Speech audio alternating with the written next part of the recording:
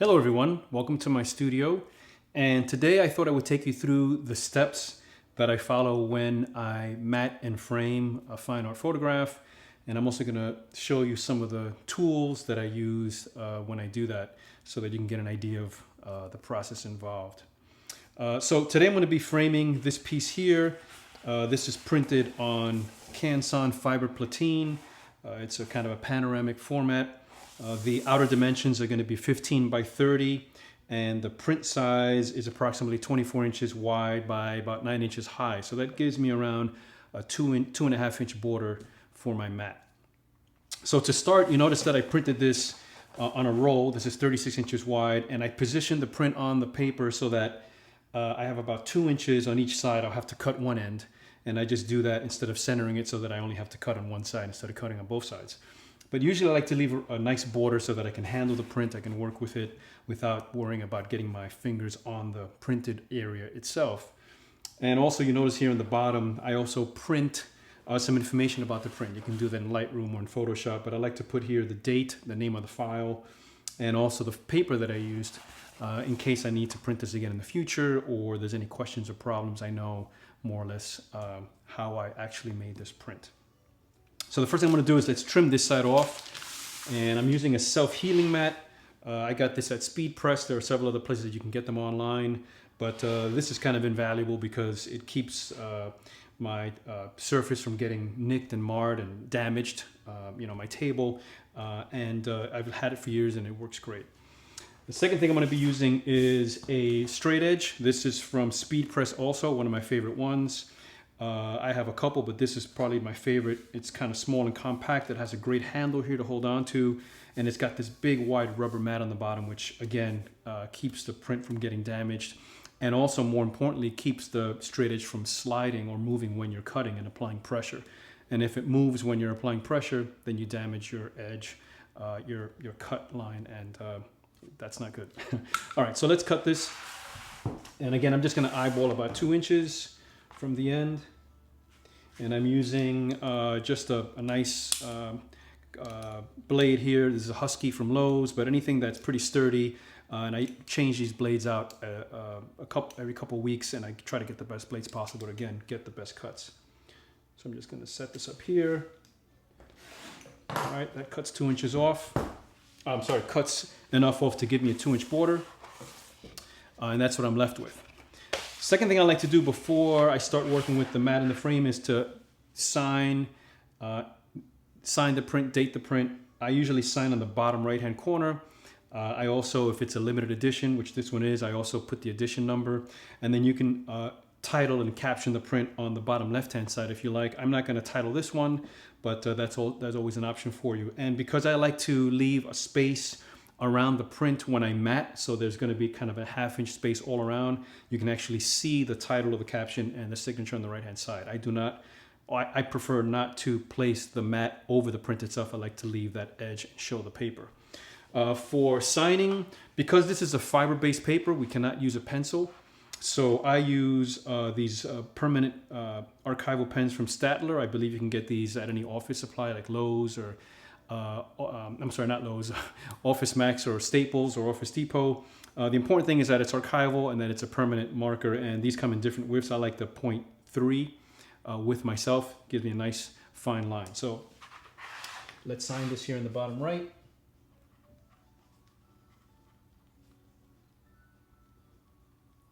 Okay, that's my signature there, and as I said, I'm not going to title and caption it. And that's pretty much it. And again, because I have this nice big border, I don't worry too much about handling it. If there was a smaller border, I might wear gloves, but I have enough room here. Next step is to cut our mat. So let's go over to my mat cutter and I'll show you how that works. Okay, so I have our foam core and our mat board here, and I've cut them both to outer dimensions of 15 by 30, which fits inside our frame. The foam core is 3/16 thick, and the important thing to make sure is that it's archival. That means that it doesn't have any acid or anything like that that's put into it when it's made, and it won't affect your print that way.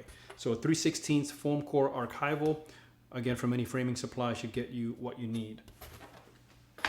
As far as the mat board, this is a 4-ply mat board from Bainbridge. I believe the color is Spanish white, which is the one that I kind of use and works really well with the Canson papers, almost all the papers. You can get an 8-ply board, which is thicker, more expensive. If I'm going with a really large print, then I might go with an 8-ply, but a 4-ply works pretty well with most prints, let's say under 30 inches wide or so. All right, so once I've cut it out to 15 by 30, then I'm gonna use my Speed mat cutter, which I absolutely love. I used to do this before with varying other tools, and the problem was that either it was a hassle or I wouldn't get accurate results, or it would be difficult to make lots and lots of mats. And with this tool here, it's mounted on the wall, it's very sturdy, and it does a great job. So I know this is a little bit out of the price range, or perhaps something that you want to invest in, but it's definitely an investment, and it's paid for itself many times over for me anyway, because it allows me to cut mats really easily. Plus it also cuts any board, including and also glass.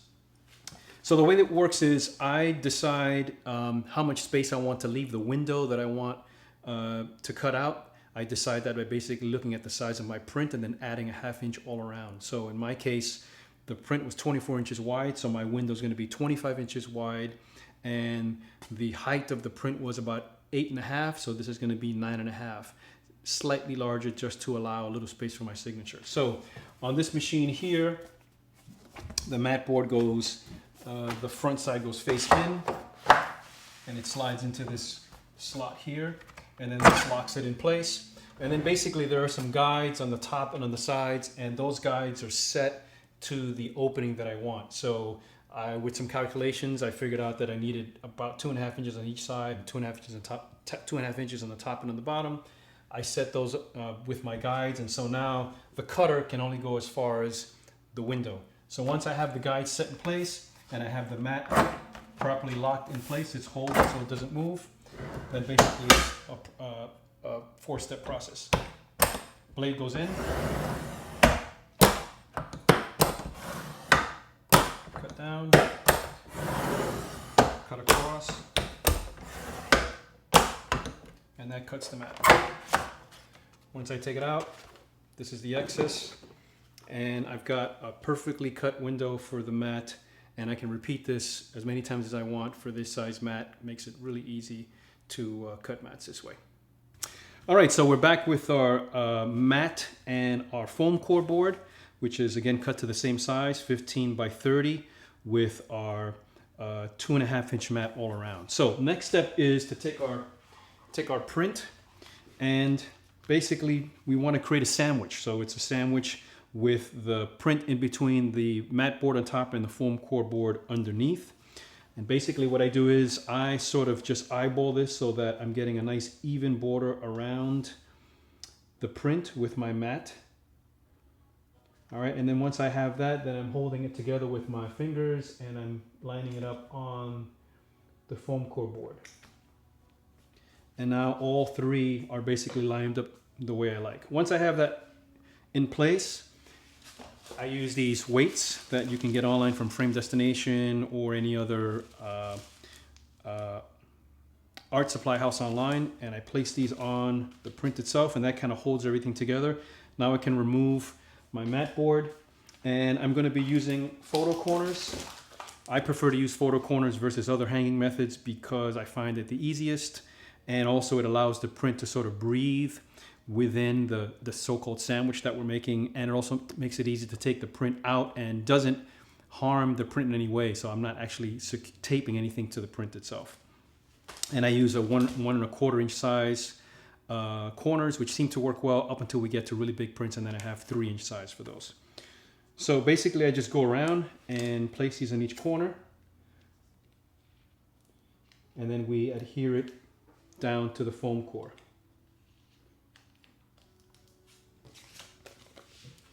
And you know, with practice you can get pretty quick at this. I've done this many times, and so it's sort of second nature for me. Okay, once that's done, now you can see that the print is secured to the foam core. And so now the next step is to tape the mat board to the foam core. We need to tape it because that makes sure that our borders and our edges and everything lines up perfectly and stays that way. And for that, I'm using Scotch archival adhesive tape, transfer tape it's called, and make sure it's archival, that's the key thing. And I'm also using a Scotch ATG 700 gun or applicator. And this allows us to apply the tape very easily. So I usually put 4 strips on each side. They don't have to cover the entire length of the board, but just enough to create a good bond. All right, then the next step is sort of tricky. You want to put the mat board on top, but don't press it down. Just lay it on top because as long as you don't press it down, you can actually move it around. And so this is the key because you want to be able to move it and line it up again exactly the way you want. I check all 4 corners, and once I'm done, then I carefully press it down so that it adheres to the tape, to the transfer tape.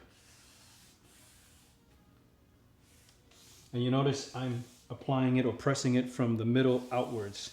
This way we don't create any buckles in the mat.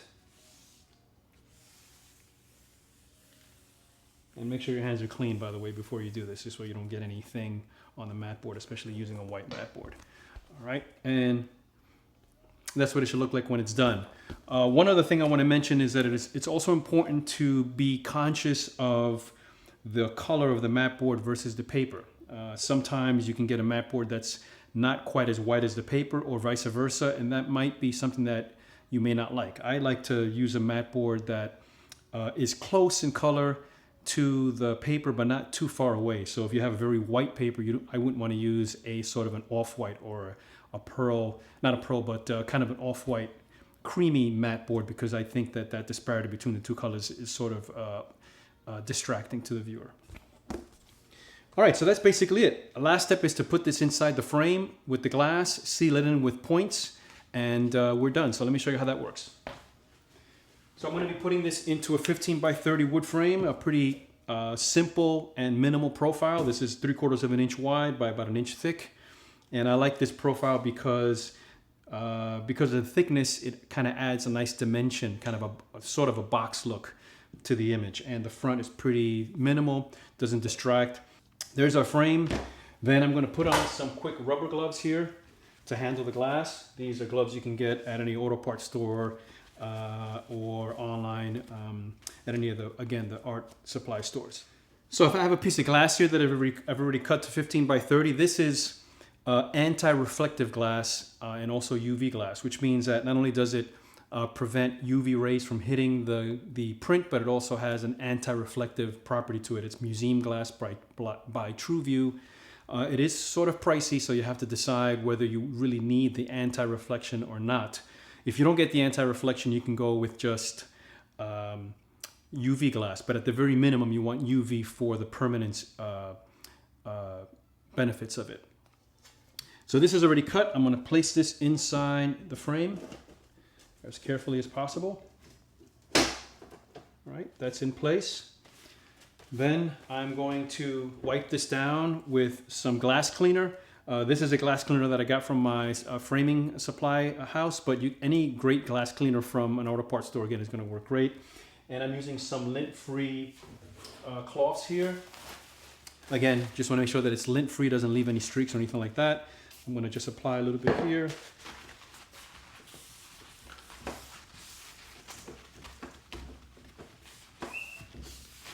Wipe this down just to get off any dust or fingerprints or oils or anything like that. Typically when I'm doing a larger print that has a bigger piece of glass and basically more of an area for dust and things like that to accumulate on, I'll use a vacuum cleaner with a soft brush on the end just to make sure that I get every last speck of dust or hairs or things like that. But with a small piece like this, I usually have pretty good luck just wiping it down. Okay, so once that's done, we're going to place the print, the matted print inside. One last step before we do that is I like to use a lint brush to just remove any last pieces of lint or dust. And again, this is something you can get at any framing supply or art supply place. So this goes in. Okay, like that. Then I use a point gun by Fletcher. This inserts metal points, which you can buy by the box. And the points basically hold the mat board inside of the frame. And this basically goes into the wood. So I'm gonna put just one or two for now. And the reason I just put two is because before I seal it in, I wanna make sure that I don't have any glass, any lint or anything behind my glass. And I just take a quick look here just to inspect it. Okay, everything looks pretty good. So once I check that everything looks good on the other side, then I'll go ahead and put a series of points.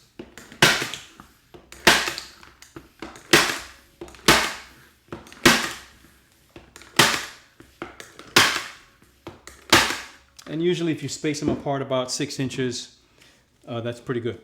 All right, so I'm all done with that. And the last step is to put my hanger. And for that I'm using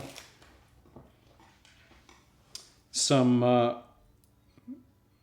loops here with screws. You can get these again from United Manufacturers or any other framing supply house. And the important thing here is I'm also using a cordless drill, but one that's not too powerful. This is a small Bosch 10-volt drill that works great for this. And the key to this is practice and making sure that you don't split the wood. Now you can pre-drill if you want beforehand. I used to do that, and now I've gotten better at the gun and also making sure that doing it in a way that doesn't split the wood. The key is to go slow and to go in stages. So I'm just going to go very slowly here. And then do the other side. If you pre-drill, you have to do it before you put anything on the frame, otherwise you risk getting dust inside of the print itself.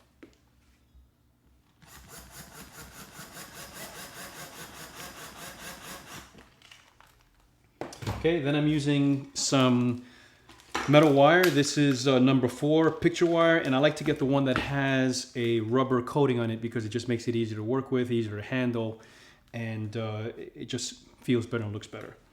And basically I start on one end, I leave about 3 or 4 inches of excess, and I tie a knot, just a simple knot. And then once I have that knot like so, then I just wrap the rest of the wire around the main piece of wire here. And again, I've done this countless times, so practice makes perfect, or close to perfect, I guess. Then I go to the other side, and the key thing here is you want to leave enough wire so that you have a little slack, and so the print hangs and not too tight. If you make it too tight, then it makes it very difficult to hang and to find the nail on the wall, etc. So I'm going to cut this here with a wire cutter.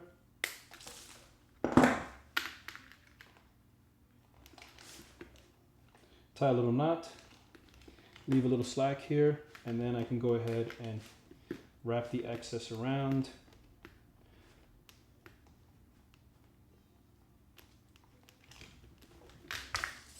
All right, and that's what that looks like when it's finished. Now, one thing I want to mention that I didn't mention before is I sort of eyeballed this space here, but you want to make sure that you use a standard distance from the top of the frame to where you put your screw hole. So this is about 6 inches. That's usually what I do on both sides. I had it marked with a little pencil. The important thing though is that if you're doing more than one piece, let's say you're framing 4 or 5 pieces for a gallery, show or exhibition, or for a customer, that you always use the same distance because it makes it a lot easier to hang, assuming that you leave the same slack. So this way when you go to measure on your wall, each print doesn't wind up having a different height on the wall. This makes it a lot easier to hang. And I just like to use a standard kind of a distance here. And I kind of use from 5 to 6 inches from the top of the print to where I put my screw. All right, so that's pretty much it. This is finished. That's what it looks like. Of course, make sure they put your picture wire on the right side so that it's hanging in the right direction, right orientation. And I'm pretty much done. The only thing I would do at this point is to clean the front with my glass cleaner. So any questions, let me know. Thanks.